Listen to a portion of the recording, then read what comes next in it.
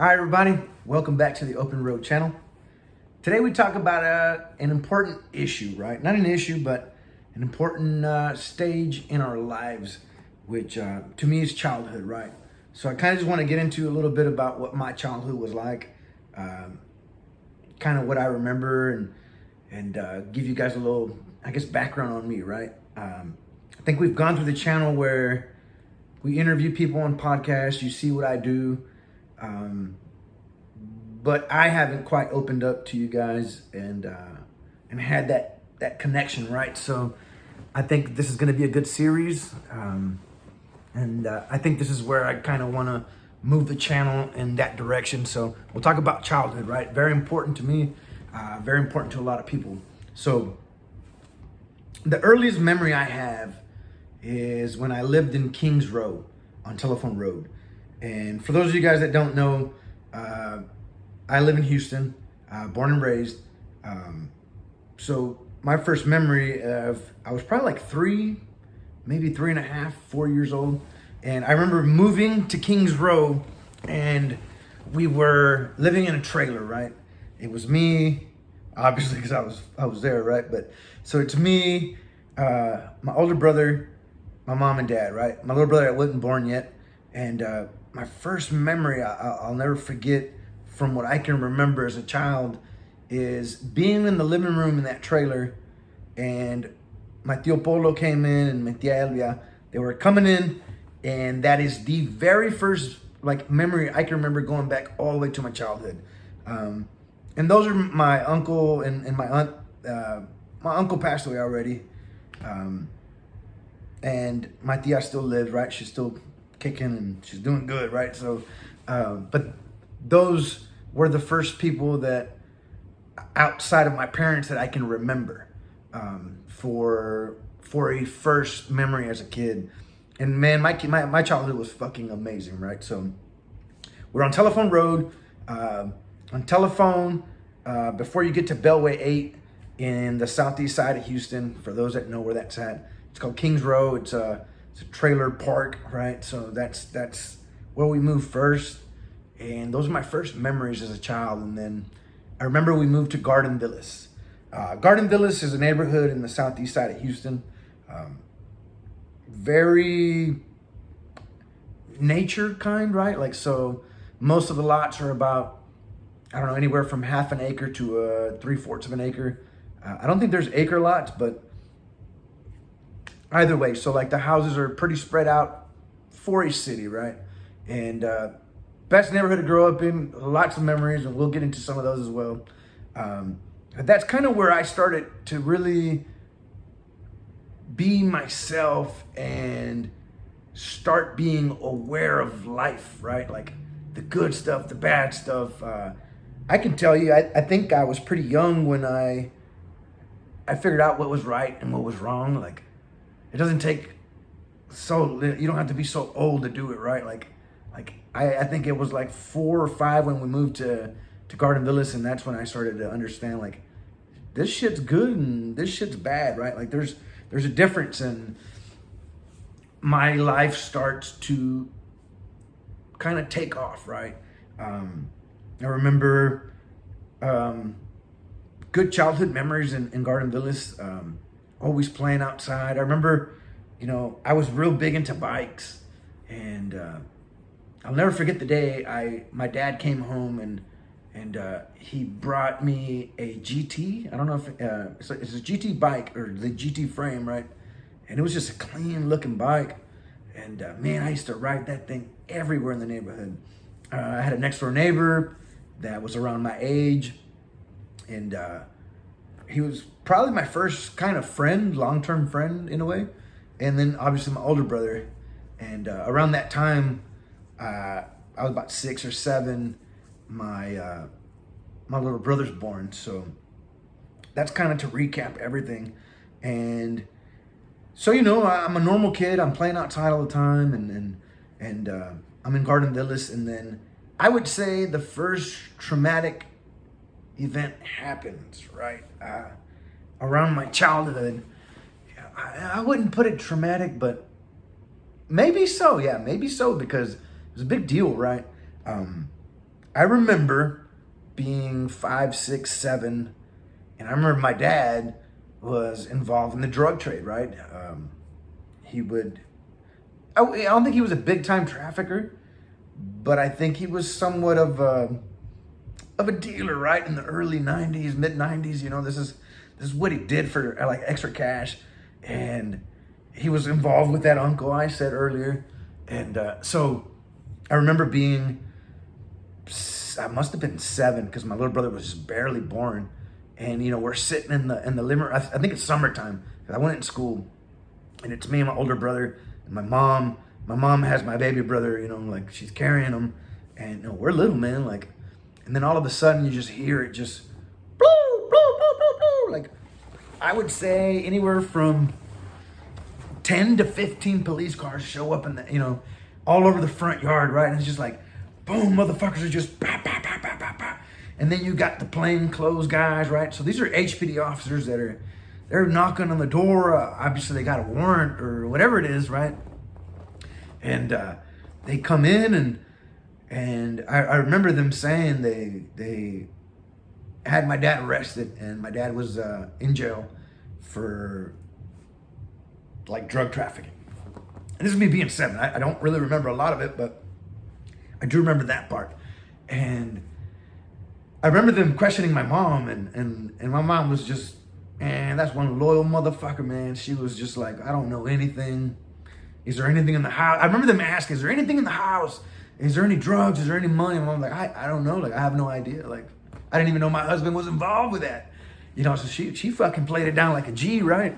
And I remember her, she never caved in, man. Like, that's when I realized my mom was a bad motherfucker, man. She was a ride or die, right? Like, for my dad. And I thought that was pretty cool. And I know I'm trying to glorify drug trafficking or but that's a part of what my life was like growing up.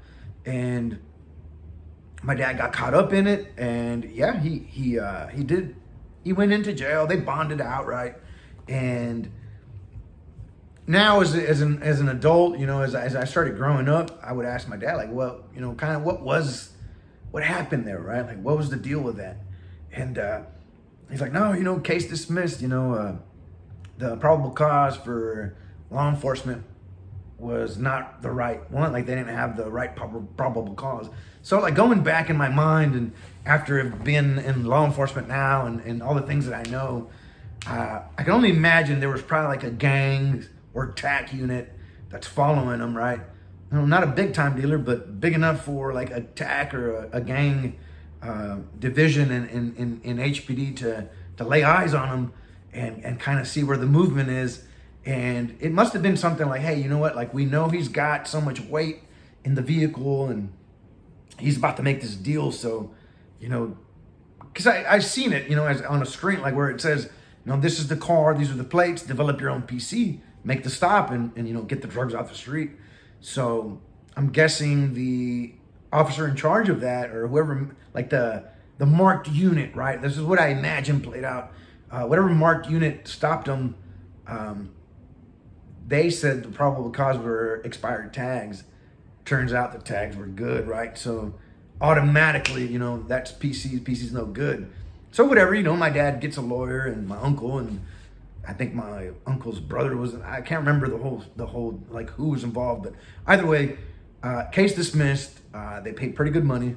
And then I remember my dad, like, he came home from I guess county, because he never made it to prison, right? Like, bonded out. They did court. I don't know, they must have skipped court like a year, maybe 2 years, going through court system to finally get the case dismissed. And he started working construction.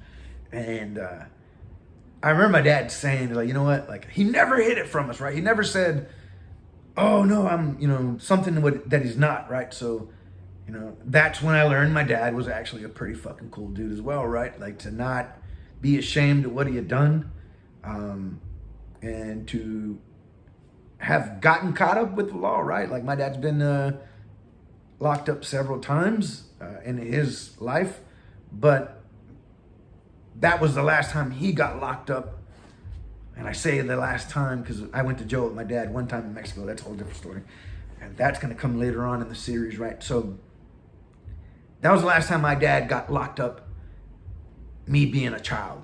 And I think for most kids, it might have like destroyed their childhood or fucking ruined it. Like not for me at all. Like it gave me perspective on life to see like how my mom was ride or die, how my dad was like living his life, didn't give a shit about anyone's opinion or what he like what anyone else thought. He was just trying to put food on the table, right? So like though he did bad things to get there by, you know, being a drug trafficker, like I respected it. And he then later, you know, started working construction, and so, you know, his life changed into the construction world, and he really gave it a good run, right? And, you know, obviously my little brother gets older, like, so my childhood continues, but that was probably one of the biggest, like, that's a moment in life that I can't forget, right? Like, it's embedded in my brain that my, you know, like all these fucking cops show up to the house, right? And that was fucking wild for the time. So pretty good deal. My life continues, man. I remember elementary school. I went to Garden Villas. I think it was called Garden Villas Music Academy Elementary, something like that. So they had programs where you could play like a stringed instrument, or you could play a piano, or you could be part of the band, you know. For my whole time at Garden Villas, and I went there from pre-K to 5th grade, right? So I played the violin. Like, believe it or not, I was fucking actually decent at it, right? I can still remember all my teachers in Garden Villas. Now, for anybody that went to Garden Villas Elementary School in the early 90s, then, you know, we have our legendary teachers there. Like, for example, right, like Miss Jones. She was probably one of the best teachers, probably the best teacher in a lot of people's like minds, right? She was my 5th grade teacher. I remember that. Miss Times, which is another like legend at that school.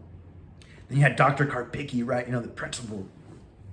And Miss Autry was the vice principal when I was there. Like, just Mr. Green was like the music instructor for violin to orchestra, right? And then you had Miss Warren, who played the piano. She was a piano teacher. Like these people just stood out, right?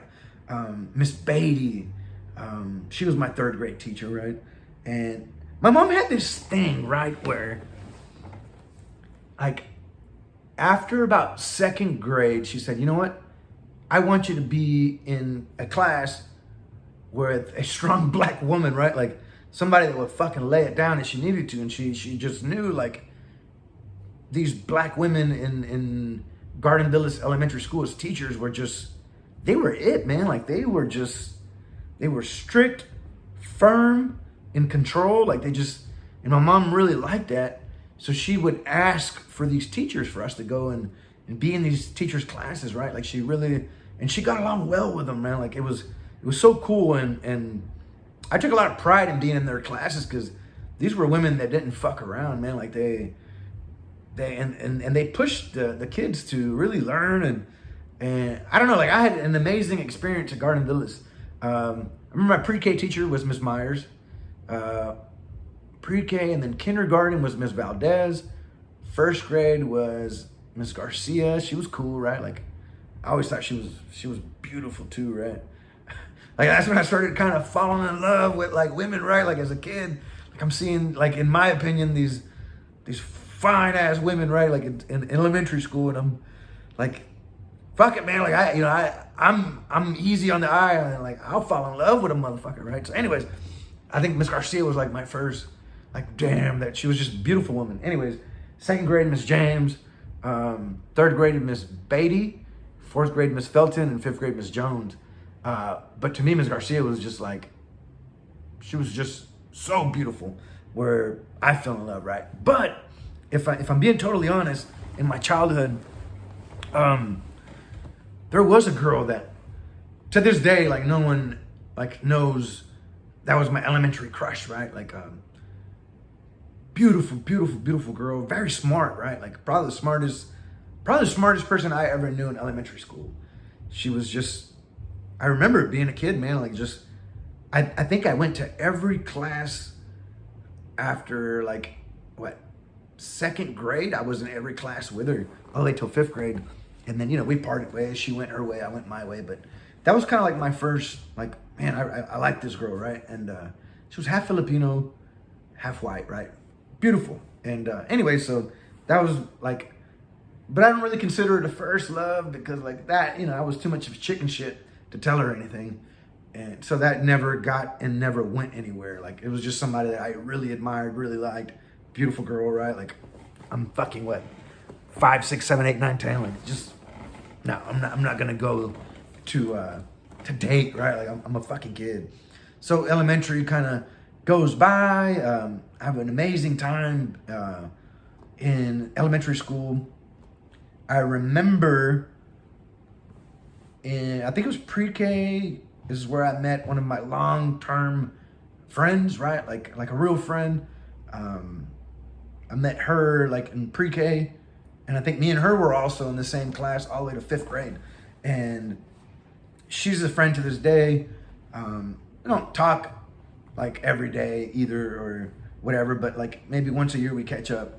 And then I have another friend that's actually been on the podcast, Lupita, for those who have seen that episode. I met her, like, I don't think I was ever in a class with her in elementary, but like we kind of just saw each other, and like I knew who she was, she knew who I was, whatever.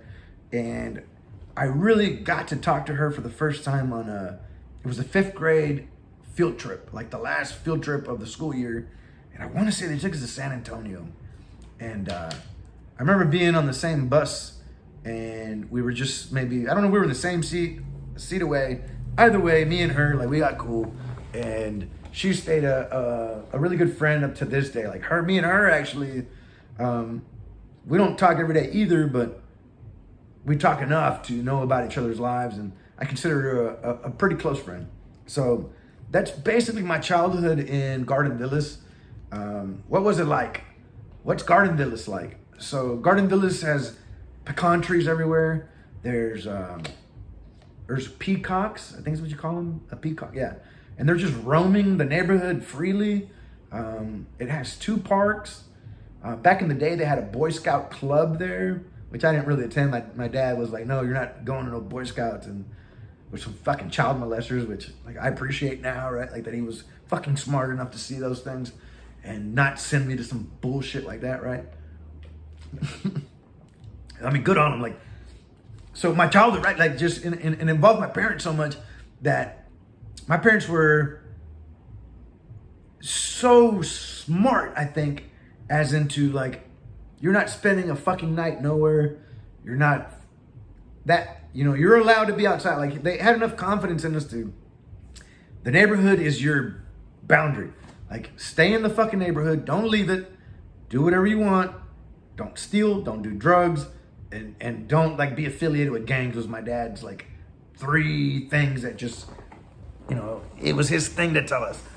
So, I fucking abided by it. I said, you know what? Like I'm going to go out here and I'm going to explore the fuck out of this neighborhood. And that's what I did. I mean, I remember like all the streets from Prentice to Villa to Caton, Brace, where I lived on Evans, and you got Santa Fe and just like all these cool, like, I'm just going all around the neighborhood. I start meeting a lot of people.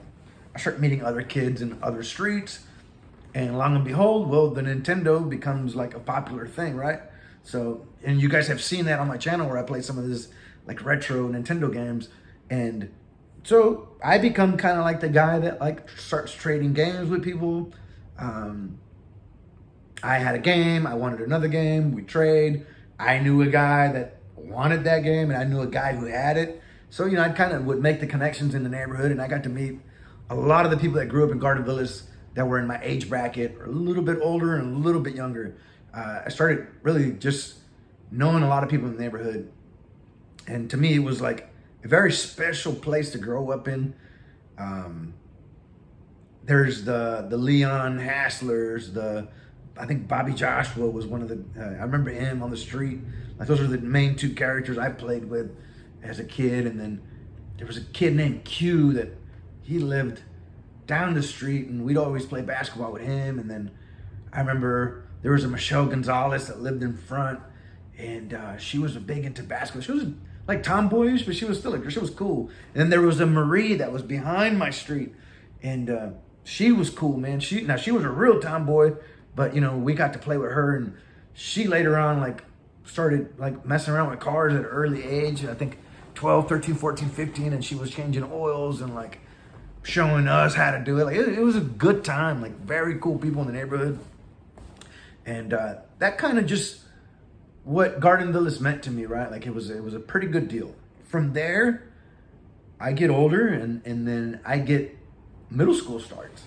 And middle school starts, it's a little different now, right? Like the kids are bigger. There's 8th graders there. I'm a 6th grader. I'm relatively short. So like, I'm not feeling too confident going into middle school, but there I go. I go to Hartman Middle School. Lucky for me, I was kind of like in a magnet program, so I didn't get to like mix out in the whole school, and which was cool because like in that time, like shit was kind of bad in the Southeast, right? Like, so to me, it was kind of cool to get away from the general crowd and just concentrate on like just going to school and not getting fucking jumped. That was the thing back then, right? Like you went to school and there was motherfuckers that had failed so many fucking times in middle school that these motherfuckers were like 16 in the fucking 8th grade. Like it was fucking wild.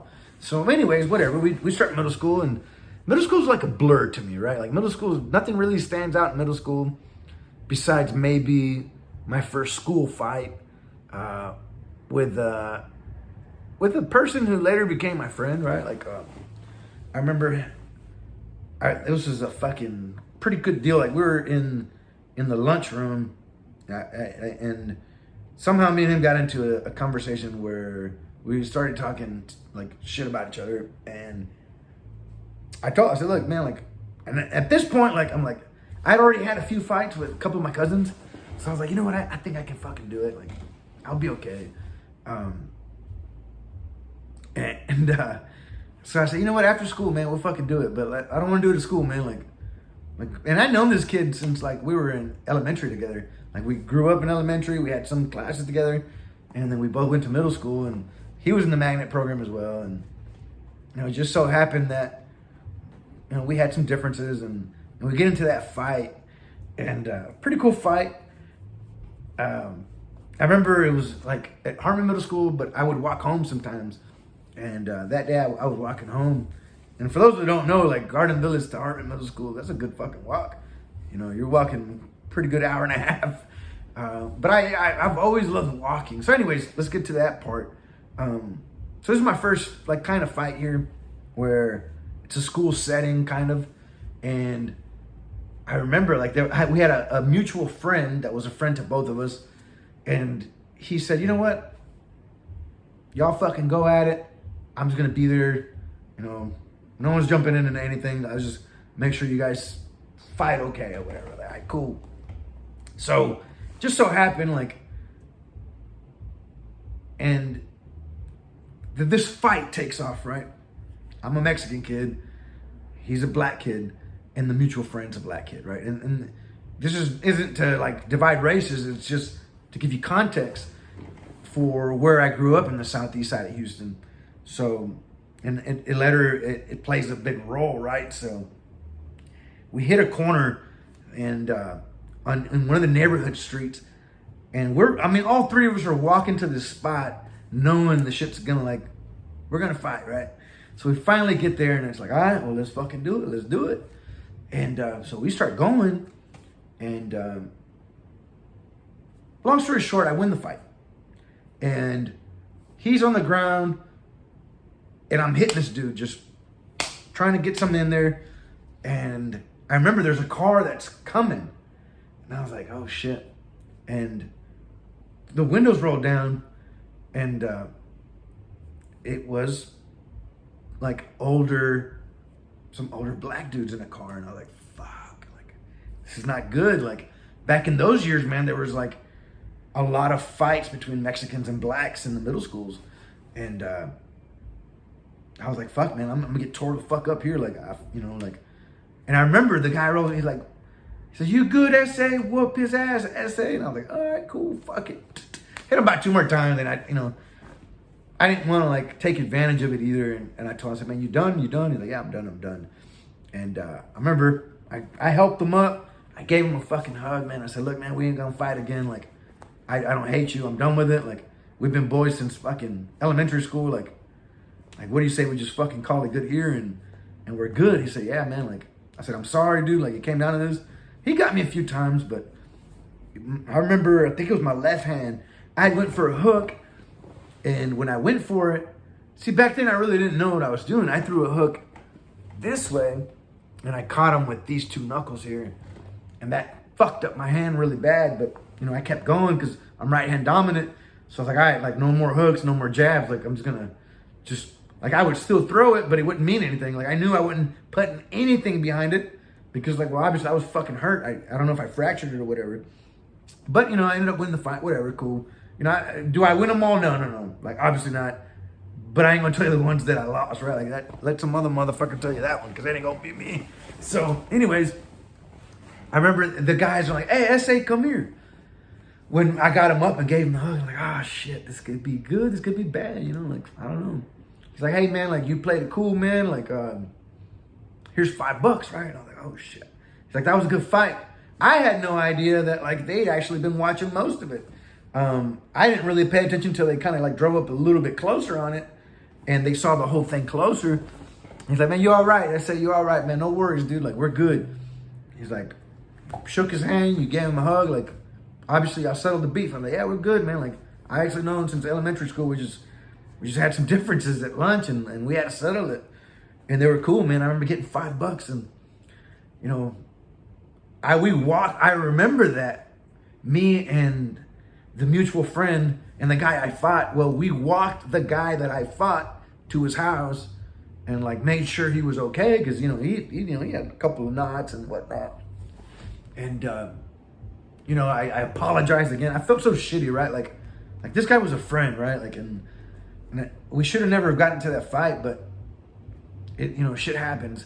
And I remember we dropped him off and we kept walking, and that's like the neighborhood, I think it's called like Mount Carmel neighborhood. So we got to walk through all of Mount Carmel, and we got to end up in Garden Villas, and then off of Santa Fe, there's a Whataburger. And I remember having those $5 in my pocket, and like back in those days, you didn't have fucking money. Like, I didn't have money. Like, my parents never gave me fucking money to go to school. Like, eat free lunch or you ain't eating shit. That was kind of like the way it worked. So, and nobody wanted to go in the free lunch line, right? So like, you fucking just starved to death at school, and you try to fucking like get a fry from somebody, whatever. And long story short, like, I make it to Whataburger, get me a good fucking chicken strip basket. I eat it there, and we're fucking good, and it's money. Me and my neighbor, like, because he was like 3-4 streets down, we make it home. It's cool. It's settled. It's done. But that was kind of one of the biggest things that happened in middle school. But in middle school is also where I met 3 of my most important friends that to this day, we somewhat keep in touch. But it was 2 Colombians, brothers, and one of the girls, a Salvadoran girl. And man, we became tight. Like, we knew each other in 6th grade. We got cool. The friendship started developing more between us 4.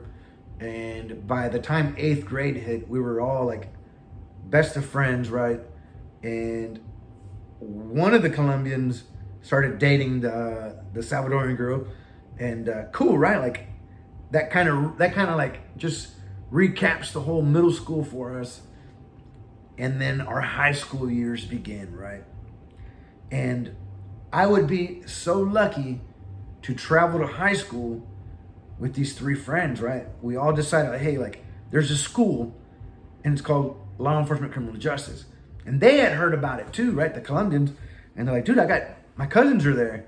I said, yeah, man, my brother's there. My cousins have gone through it. Like, let's apply. Like, we've already done the magnet program here. And like, I hear they have like, kind of like their programs to either be in law enforcement or to be in law legal. So why don't we give that a shot and let's go to high school? And obviously, well, she was dating one of the Colombian guys, so she's like, I'll fucking go too. I'll go with y'all. Like, we'll stay cool. So we hit high school, right? 9th grade, we're in LECJ. I think I got there in 99 was the year I came in, or 2000. No, because my brother was a senior. So I was a freshman. My older brother was a senior in LECJ. And we get there, and our high school fucking career kind of starts, man. And this is where, like, I feel my childhood kind of turns into my teenage years, right? And now I'm really starting to evolve as a person, right? Like, I'm not as scared anymore of fighting, or I'm not as scared of confrontation. I've witnessed some adversity already. Like, I've gotten jumped already, like, throughout my life at that point. So I was no longer scared of a lot of shit. Like, it was just like, well, here we go, right? Like, this is high school, you know, like, let's see what high school has to offer, right? So from Garden Villas, I would take a bus to LECJ, which was on Shepherd and Memorial. So Memorial and Shepherd, or whatever it is, right? Shepherd and Memorial, I think is what it was. And yeah, so Memorial and Shepherd intersect, and there's St. Thomas. I think it's I don't know if it's university or not, but it's St. Thomas. And I think it is a university. Anyways, so we're butted up to the university, and we go to LECJ. And this is where life really starts taking off for me. And I really start developing into the man that I was going to be later on in life. And I don't know, like, that's a story in itself, right?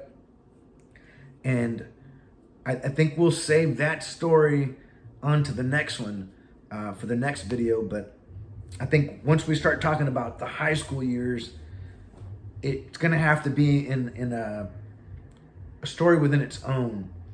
But, you know, going through this childhood era, there's a lot of things I learned as a child, right? To respect people, man. Like, don't, like, overstep. Don't piss people off. To me, that was one of the biggest things. Like, don't piss my parents off. Like, I know what my parents expect of me. Like, I know what they've been through, right? So, like, my parents came to this country illegally,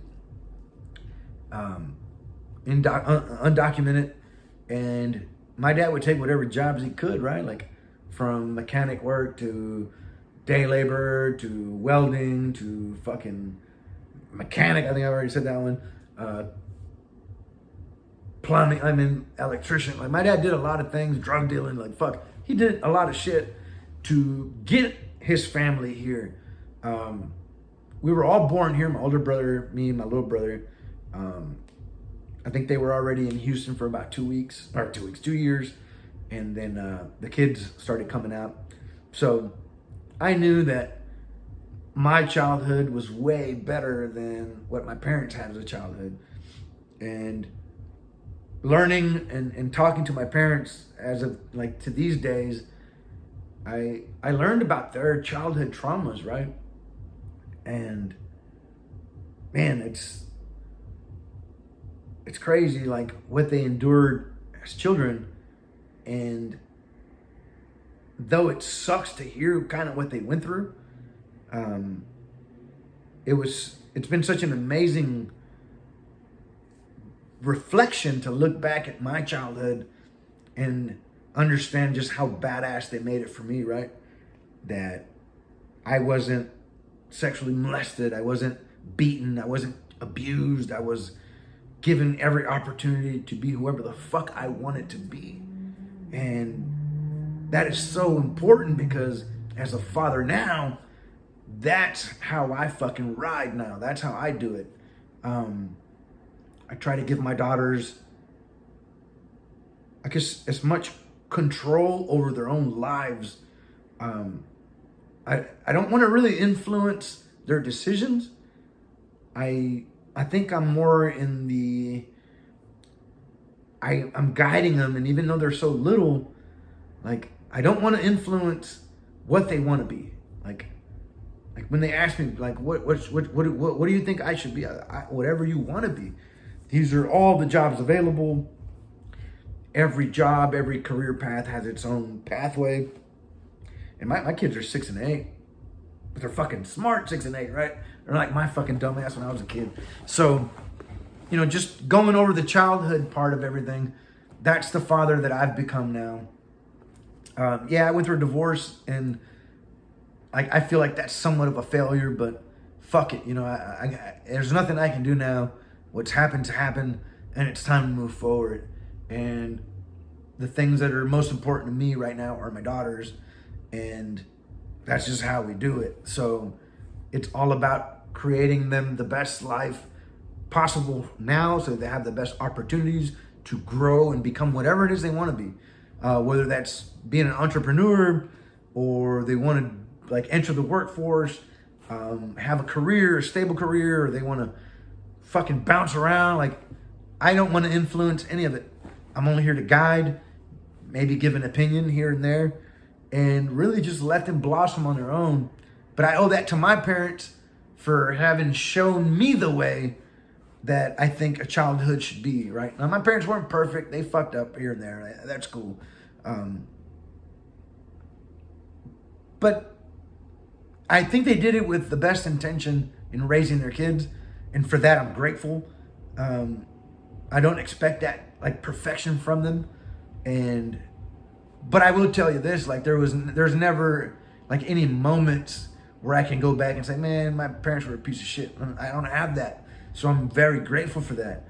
And all the differences that I've ever had with my parents, it's always been a conversation I can have with them and let them know what bothered me, or something's bothering me that from what they're doing on their end, and we'd work the shit out, and vice versa. They would like have that conversation with me and tell me what I was doing that was bothering them, and things would fix themselves. So pretty good deal.